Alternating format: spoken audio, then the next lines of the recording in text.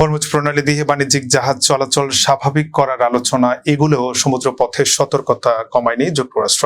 মার্কিন central command CENTCOM জানিয়েছে, ইরানকে ঘিরে সমুদ্রপথে নিষেধাজ্ঞা ও বিধিনিষেধ কার্যকর হওয়ার পর 51টি বাণিজ্যিক জাহাজের রুট পরিবর্তন করা হয়েছে। সেন্টকমের তথ্য অনুযায়ী মার্কিন বাহিনী 2টি জাহাজের চলাচল বন্ধ করেছে এবং আরও 2টি জাহাজে উঠে তল্লাশি চালিয়েছে।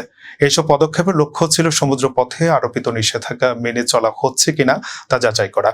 এর মধ্যে হরমুজ প্রণালী দিয়ে বাণিজ্যিক জাহাজ চলাচল স্বাভাবিক করতে ইরান ও ওমানের মধ্যে আলোচনা এগিয়েছে বলে জানিয়েছে এক মার্কিন কর্মকর্তা।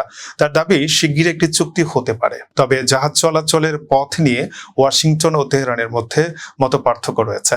যুক্তরাষ্ট্র ওমানের উপকূল ঘেঁষে জাহাজ চলাচলের কথা বললেও ইরান প্রণালীর নিরাপত্তা ও চলাচল নিয়ন্ত্রণে নিজেদের ভূমিকার কথা বলছে।